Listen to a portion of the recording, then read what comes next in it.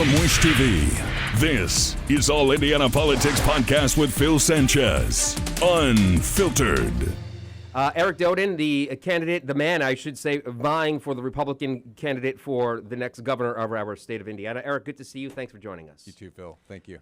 For folks at home who maybe aren't aware of your background, let's start there.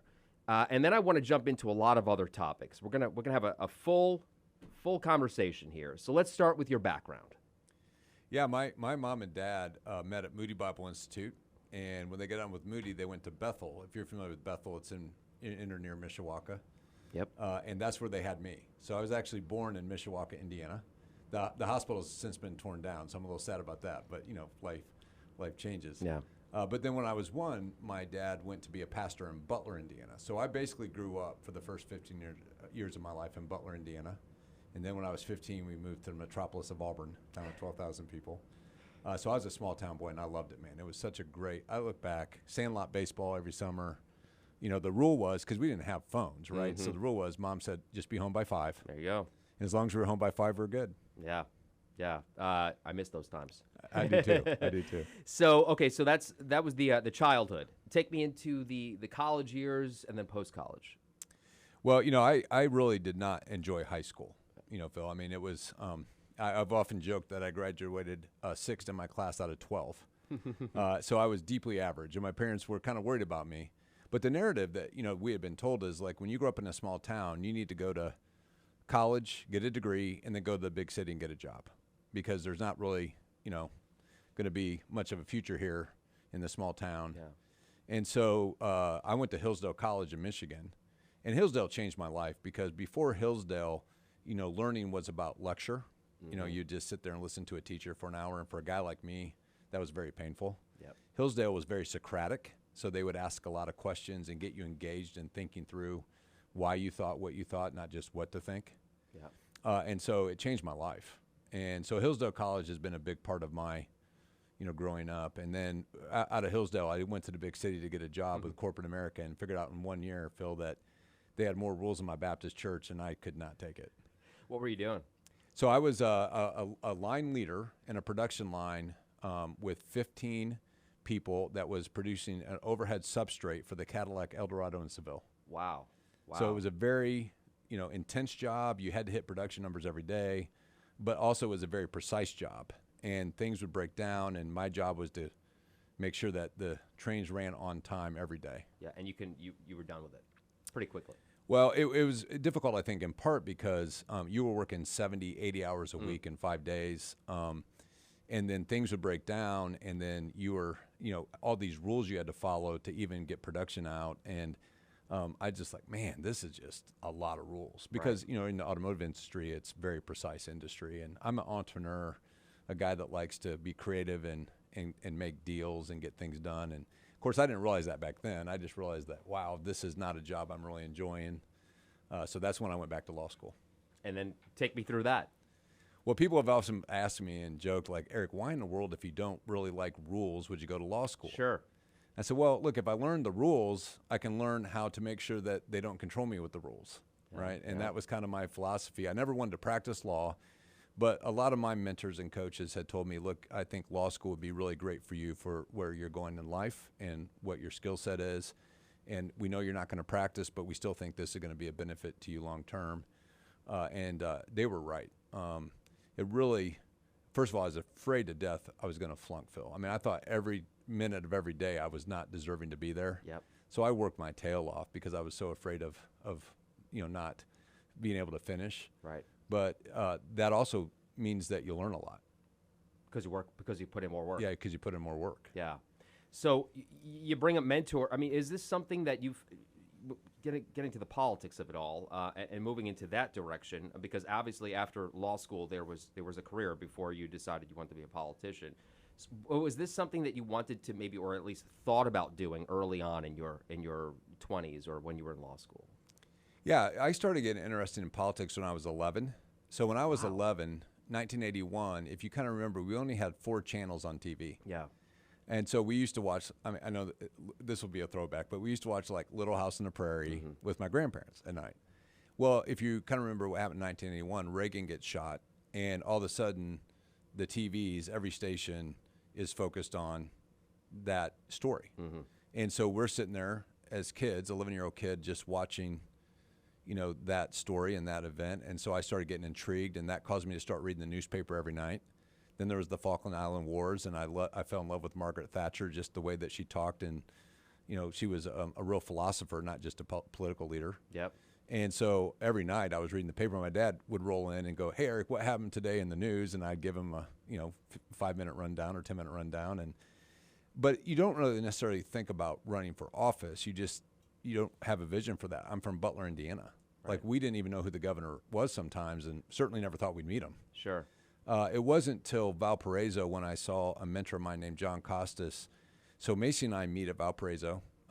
We meet on the basketball court. The first time I saw her, I know that sounds, like a total Hoosier story, but it's very Basketball true. court, the whole, yeah. Whole 9 yards.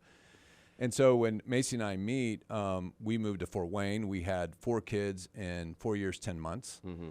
And so we don't remember much about the 2000s. Right. But in 2007, 8, and 9, we'd be going back to see her parents, and we'd go through Valparaiso on the way to Wisconsin.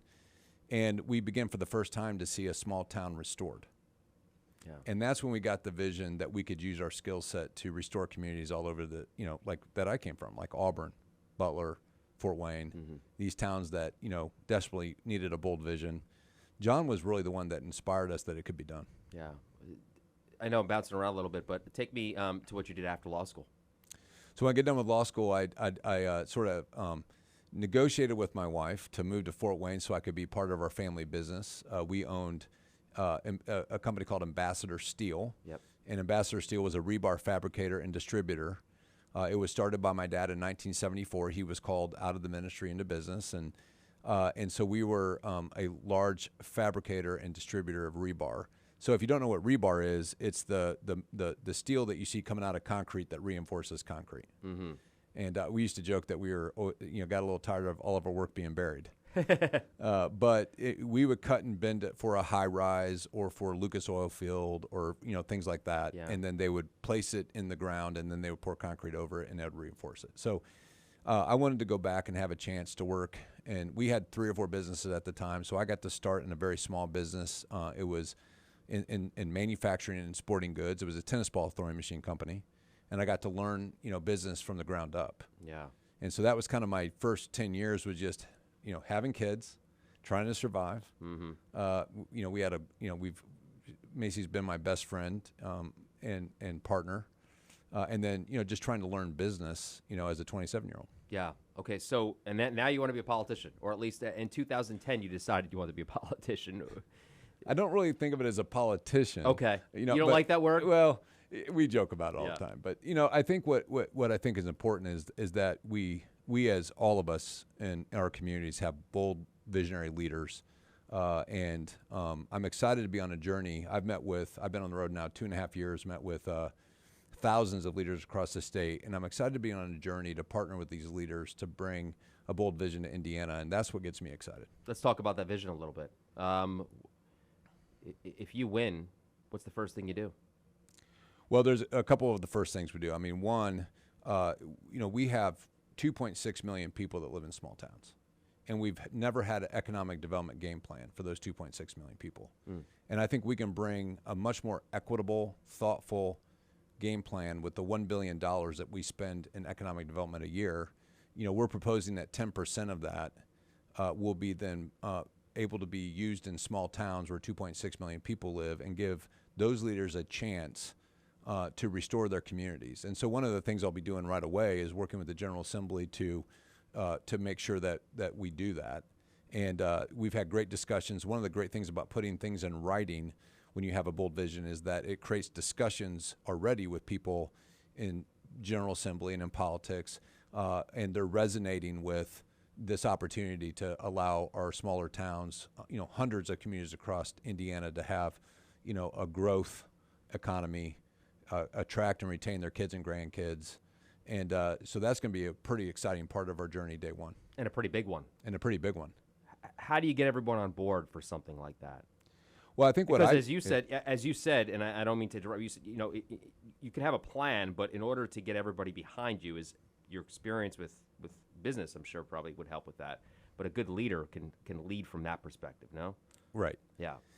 So part of what you do is you have to paint a vision, but you also have to show that it in reality can be done. And so between Fort Wayne, where we've taken Fort Wayne from 2015 to today, from not ranked to the 34th best place to live in the United States, that came with a bold $650 million vision that we said that we would accomplish over 10 years. Yeah.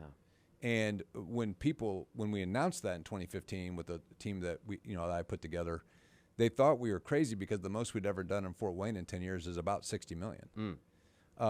When we closed about $400 million of deals in the next 3 to 4 years, that took Fort Wayne on a rocket ride. Right. And so part of what has to happen as leaders is we have to believe it can be done. Yeah. But then they can come see it. So they can come see us restoring Valparaiso, Franklin, Indiana. They can see the restoration of Van Wert, my mom's hometown. They can see, what we've done in Fort Wayne. And what we've seen is when leaders come and see it, they get excited. Yeah. Tell me about the last couple of years since you announced. What's it been like? It's been incredible. What I've had the privilege of doing every day for generally 5 days to 6 days a week. Now we take Sundays off. For all of you that want to know, I tell people all the time that you'll not see me at an event hardly ever on Sundays because we reserve that for faith, family, and friends. But 5 to 6 days a week, we would travel the state, and I would meet with leaders and meet with individuals all over the state of Indiana. And generally speaking, the conversation goes something like this: tell me how things are going here in Wabash, or in Franklin, or in Paoli, and what are you concerned about? What do we need to improve? What do we need to do? And we'd have a great conversation about that, and we'd take a lot of notes. We call it a listening tour, but it was about an hour with sometimes an hour and 15 minutes with each of these leaders, just trying to understand their perspective and what we could do to improve life for the people of that county or that city. I have a lot I want to get to, but since you brought it up, I want to talk about it now. Is your faith is extremely strong, and it's something that you're outspoken about, and that's something I've talked to a lot of politicians over the years. Some people shy away from that. Not you. Why? Because it's an integral part of my life. My grandpa was a Iowa farm boy. He was called to the ministry at 28, went to Moody Bible Institute, and then pastored in rural communities all over the state of Indiana. I think I can get them all. Mentone, that's where he met my grandma. She was 18. He was 34 when they got married. It was a little scandalous for the pastor to be dating the girl playing the piano, but hey, man, they had a 40-year marriage and had a great marriage. Worked out really well. I'm grateful that it worked out. Obviously, I would not be here if it didn't. But he went to Mentone, then Mount Ayr, Rensselaer, Noblesville, Auburn, and then Butler. Unfortunately, in 1981, when I was 11, he passed away from cancer. He was 74, and that was a big hit for an 11-year-old kid coming into, you kind of remember that 11, like what life's like at that point, and you lose, a guy that was with you every single day. But my grandpa played a major role in my life. And I would remember watching my grandpa pray constantly. He was a man of deep faith. He was also a very practical man. He loved to build things and to make things. He loved to garden. I did not get that gene. I'm not a good gardener, but he was an awesome gardener. He'd also have these little things he'd say to me. When I got interested in politics, he'd say, "Eric, remember, they put on their pants one leg at a time, just like we do." Yeah. He'd also say things like, "Hey, the ground is level at the foot of the cross." Right. So in other words, don't get too big for be humble. He would teach me things like faith without works is dead. So make sure you put your faith to work and that you're authentic and you live it out. These are all things when you're a very competitive person. These are all things, soft answer turns away wrath. Grievous words stir up anger. Sometimes I struggle, as a competitive guy, with that. So I think about that all the time. And so when, my faith, really informs my leadership because it keeps me from just making it about competition and winning and makes it about serving people. How have people reacted to that? How have they been acceptable to that?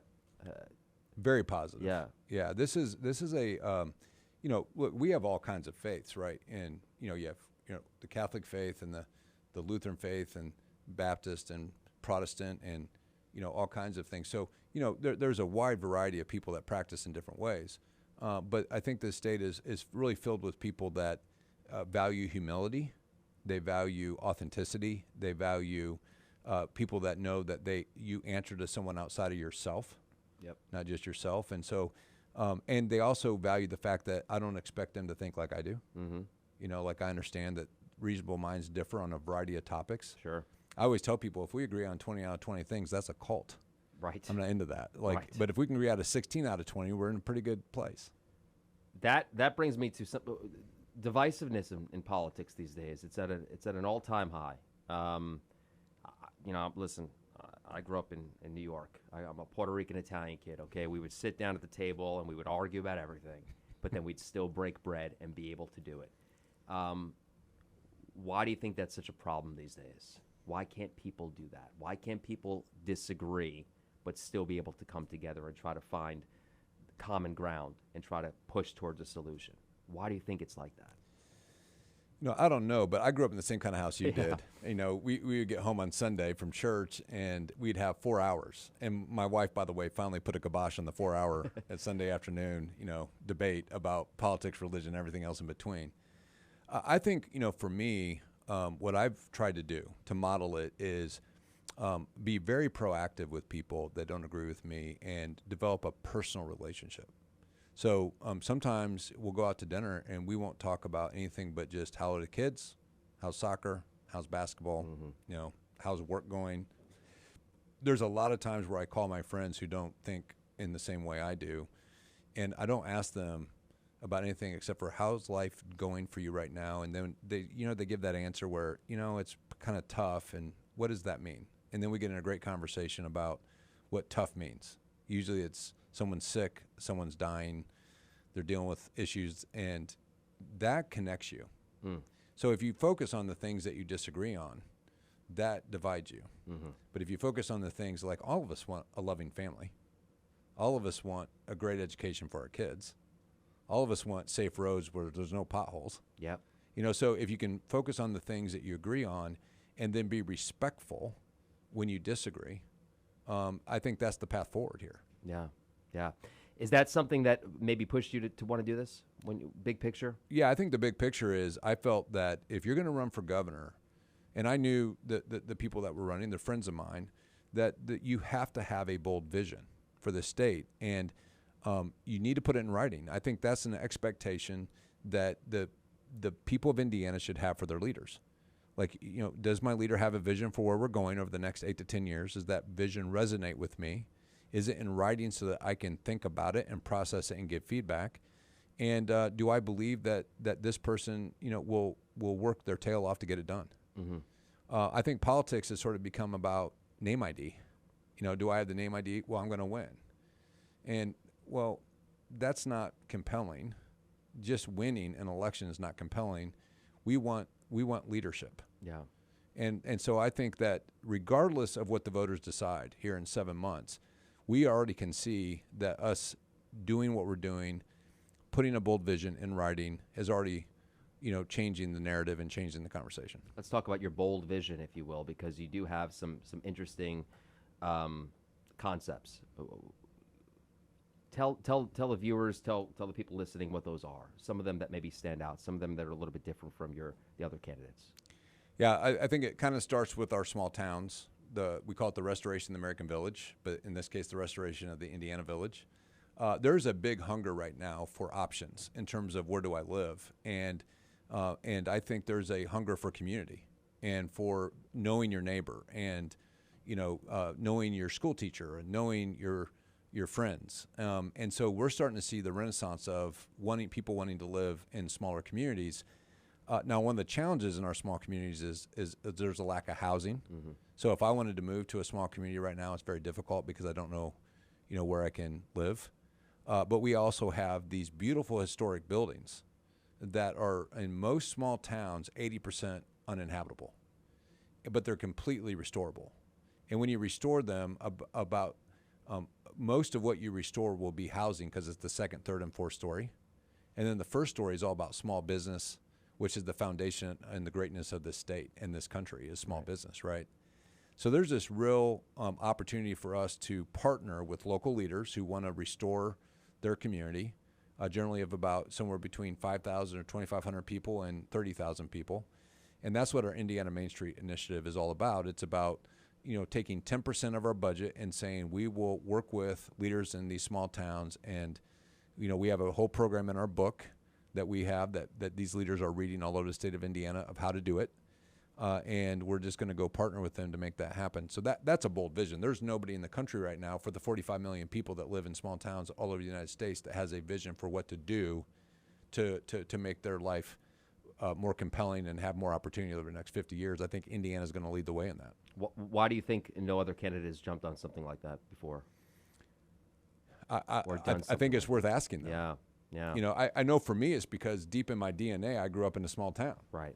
So I watched the decline of my small towns when I was growing up, and I'm like, as leaders, we don't have to have it that way. We can dig our heels in and fix it and make life better for the 2.6 million people that live there. Yeah.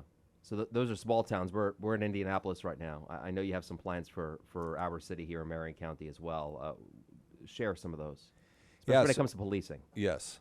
So one of the things that we've seen is Macy and I have a place here in Indianapolis, and we really saw right away the potholes and some of the challenges with that. We really saw right away some of the crime and the foundation of this country is law and order, and we all know throughout the rest of the state how important Indianapolis is to us.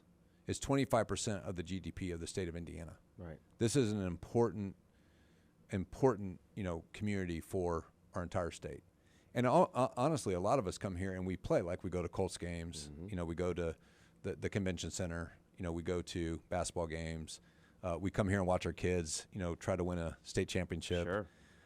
And I think that people around the state of Indiana really want this to be a world-class city that beats Denver, Nashville, and Austin. So when you go look at our strategy for Indianapolis, it's really to compete at that level.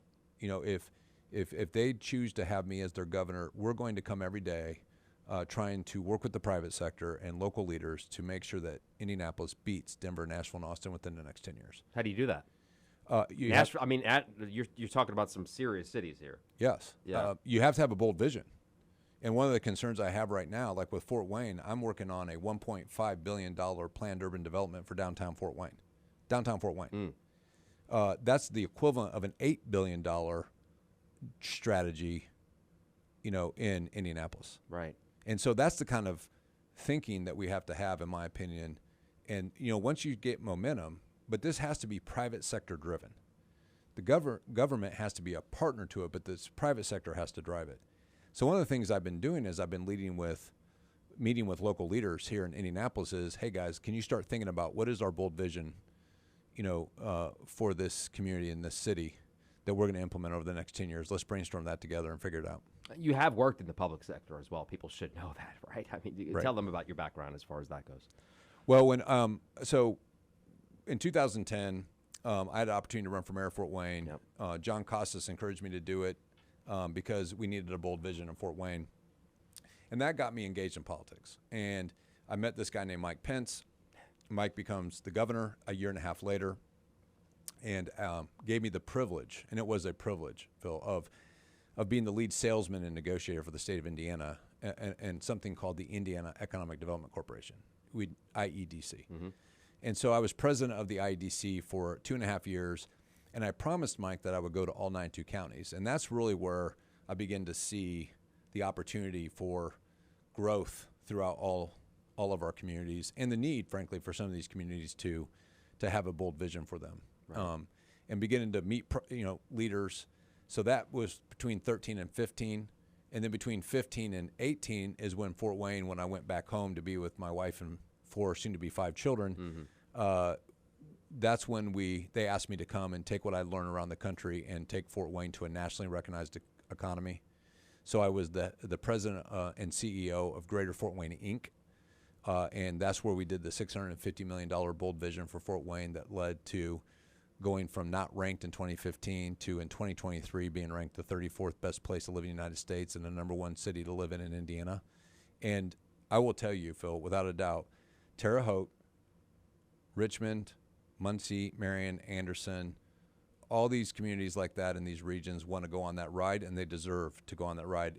We just have to empower the local leaders, have a bold vision, and we can get there. You still stay in contact with the former governor, former vice president? I do. From time to time, we're able to text or call, mostly just words of encouragement and prayers, but he's pretty busy. Yeah, I would say. How do you think he did on the debate stage last night? You know, I honestly, I fell asleep at Sure. 9:30. I mean, Yeah. what people don't realize when you're running for governor is how relentless it is. You're up at 7, 6:30, 5, 6. You're at your first breakfast by 7:30, and you don't generally get done till 8:30, 9 o'clock at night. And then by the time I'm done, if I go in and sit down, I'm asleep. Yeah. So, I was asleep. You got your own. You got your own debates coming up here in a little while to worry we about. You have 5 kids. I mean, how's that working out with being so busy? Our 5 kids are 22 to 17. Yeah. So about 6 years ago, we had the privilege of having Welcome from Rwanda come into our family, and it has been an absolute joy. My sister lives in South Africa. She had a friend that had met Welcome in Rwanda and said that she could really benefit from education in the United States. And we were just blessed. My wife said, Eric, she sat me down one night and said, Eric, I think we should, and I feel called to do this. And so we've had the joy of having Welcome in our family now for 6 years, and it's been such a privilege she called us mom and dad from day 3. It was unbelievable. That's great. Yeah. And she has parents back in Rwanda, so we kind of feel like it's a co-parenting situation, but she's just an amazing person. She has a 10,000-watt smile. She lights up a room. But our kids, we're fortunate because they're 22 to 17. They're all out of high school now. 4 of them are in college. Actually, one graduated. He's now married. And so they have their lives they're living, and they're very encouraging. But, fortunately, it gives us a lot of freedom and flexibility. Adoption is something very close to your heart. Yes. You have a plan for that as well. Yes. So Welcome coming into our family, it was an adoption by choice. We don't call it adoption by paperwork, but we viewed it as an adoption. And then we have many friends in our church and in our friend group that have adopted, and we've really walked through the challenges of adoption with them. Not just the cost of the upfront cost, which is significant sometimes, but it's the after cost, some of the things that you didn't know that, start costing $10,000, $15,000, $20,000 a year. Yeah. For these families, and a lot of families, that's a significant chunk of their income. Sure. And so as we kind of viewed this, we're ardently pro-life, and we really believe that's a human rights issue, not just a religious issue. But we also felt it was important to be pro-mother, family, and child. And we started thinking and I came up one day and I said, I think we got to look at zero-cost adoption, a fund that would help families not just pay for adoption, but pay for this aftercare, because as we did our homework, we have 13,000 kids in foster care that would love to be part of a loving home, whether they're put back with their parents or they're adopted. And so this adoption fund has just been so exciting for so many people. I've given speeches for years all over the state of Indiana. I've never really had people come up and cry after a speech until zero-cost adoption.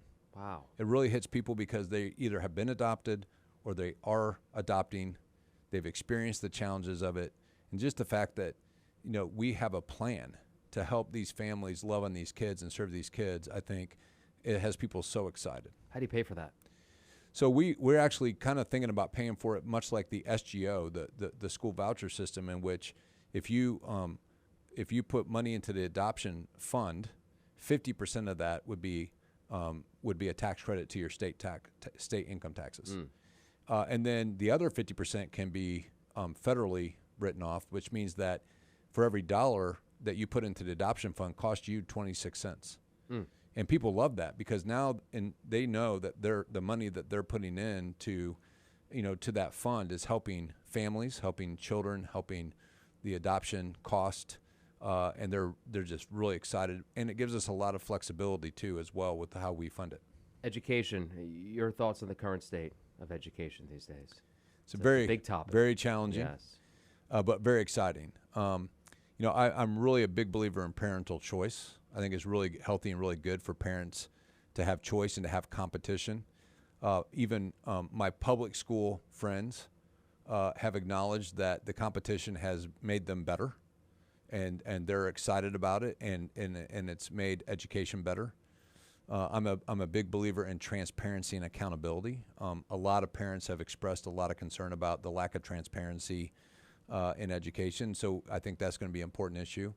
I think you may have saw recently where I came out and called for us to reconsider the consolidation of schools. I think a lot of parents are liking a smaller environment today. Yes, we might be able to save a few dollars if we consolidated, but at what expense? Over the long run with community pride and schools are one of the most important institutions for a community. Yep. And being able to get to school, walk to school, be at school with people that you know, with teachers that you know and love, these are becoming more and more important to parents. How do you think that benefits the inner city? I think it's this, the same there. It's trying to create a system in which you have enough options and flexibility that these kids can find their niche. Like I had a son that wasn't much of a reader, but he was super talented with hands-on. Mm-hmm. And I had another son that was a brilliant reader. Same family, same background, but totally two different total needs. And I think the more that we have options for these kids, whether in inner cities or even our small towns, the better that they learn. I think reading and the science of reading that we're seeing coming out of like Marian University and some of the things they're doing is going to be really critical. And that's why we're promoting early childhood education for 4-year-olds and really promoting the importance of reading early and making sure that they have the best opportunity to be successful. We all know that, the faster and more efficiently you can read and the better your chances of graduating, the better your chances of getting a job that's meaningful work. And then I think there's a lot of things we can do for our juniors and seniors to get them more exposure and a bigger vision. I was with Tom Kelly in Fort Wayne, and he was showing me what they're doing in a school in Fort Wayne for really giving kids a vision for welding and different jobs, and it was phenomenal. Yeah. And these are the kind of great ideas that people are coming up with all over the state of Indiana that we have to really be creative and flexible and just think differently about, traditional education. How do you think Governor Holcomb has done over the years? That is not for me to think much about. Well, let me rephrase it like this. What would you do differently? Well, I think what our bold vision is painting what we think the next 10 years looks like. Yeah. And so, from my point of view, and I'm not trying to dodge the question, Phil, No, sure, I get it. The gifted leaders don't really focus on what they can't control. But from this day forward is what we can influence and fix. Yep. So what we're really focused on is trying to surround ourselves with gifted leaders that are focused on how do we make sure that our small towns are successful over the next 10 years, like super successful. How do we make sure that our kids and grandkids have an option to live in those small towns with really good jobs that they love and a community that they can be passionate about with high community pride? I literally just had a conversation about something similar last night with a friend of mine. We were talking about pointing blame, and it seems like whether it be politics or sports or education, people always want to point blame. And my take, and I'm just speaking freely, is who cares who's to blame? All you got to do is figure out a way to move forward. Why do you think in today's world, society, politics, sports, education, why do you think we're so quick to just point fingers instead of saying the buck stops with me and we're going to move forward. We're going to worry about the future and not the past. It seems like an easy concept in my opinion, but it's very hard to actually put forward. Which gets back to my question to you about your faith and why you're so outspoken about that. I think the two kind of intertwine. Your thoughts? No, I agree. I think, there's a lot of leaders that will lead on fear and anger. Yeah. And they've used that, for their benefit, to gain power or status or control. And I think that as a leader, we really need to focus on vision and on inspiration and making sure that we create conditions where people can be more successful than they ever thought possible. There's a lot of benefit and value to work. Work gives us dignity. And so I think that those are the kind of concepts that I think are the future of really where leaders should go. And that's what we're deeply committed to. Yeah. Senator Braun has come out and endorsed President Trump. Do you want to make an endorsement, and your thoughts on him doing that so early? Well, first of all, I do not focus at all on national politics. In fact, I was at a Bible study with my friends, and we instituted 2 new rules. One was no more talking about healthcare issues. Mm-hmm. These are, by the way, older gentlemen. Yep. No more talking about healthcare issues. And number 2, no more talking about federal politics. Because I really believe with all my heart that we're going to solve our problems from the grassroots and leaders up, not Washington, D.C. and the big cities down. It's going to be the leaders in these small towns and the leaders, and even in Indianapolis, the local leaders, along with your local government officials and your local pastors and your local education leaders that are going to really solve some of the challenges that we experience in America. So I think very little about who's going to be the president of the United States. I think that's a decision that the voters of the United States have to decide. Mm-hmm. That's for them to decide. I'm thinking almost exclusively about how do we have a bold vision as a governor, and how do we, as 50 governors, have relationships with each other to experiment and to lead effectively, and then how do I have relationships with local leaders all over the state of Indiana to make sure that we're leading with excellence here at the local level. We've had a number of rankings that came out over the past couple of months, and something that we've actually seen a lot of people attracted to and clicking on our website. When it comes to Indiana, livability-wise, we don't rank very highly on certain things. How do we change those? Specifically, you said healthcare and I mean, affordability we do well, but when it comes to social issues, it seems like we're not there. Have you seen those, and how do you plan on changing those? Yeah, or at least the national perception of those. Yeah, the whole Midwest, right, has been called a Rust Belt for now how many years, Phil? Yeah, forever. Forever. Yeah. And it's really a brilliant marketing scheme, frankly, from the South, who call themselves the Sun Belt. Mm-hmm. And what I love about what we're doing, whether it's in Fort Wayne or Valparaiso or Franklin, as we restore these communities, we're losing and will lose that reputation of a Rust Belt. And when that happens, look out, because Indiana is in the middle of everyone. Yep. And we, most of the population of the United States is within a one day or less drive of here. Yeah. And I've said this on the campaign trail, that the Midwest needs to make a comeback. And this is the state that will lead the Midwest. And when I talk about Midwest, I'm talking about Illinois, mm-hmm. Michigan, Ohio. Wisconsin, Ohio, Yep. Kentucky. Yep. Those 5 states. 55 million souls live in those 5 states, right? This is the state, with our leadership and our vision, that will lead the Midwest back to prominence where America needs it to be. We're almost out of time. Is there anything else that maybe you want our listeners to know about you, or anything that maybe I didn't ask? The floor is yours, sir.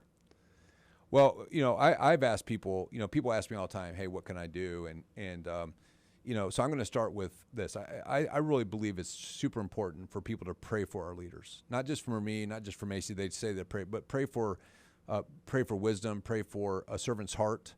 We're all imperfect. We all make mistakes. We all have good days and bad days, and we all get tired, in the process. And so I think, that's something that if you're someone who does pray, I really think that's an important thing.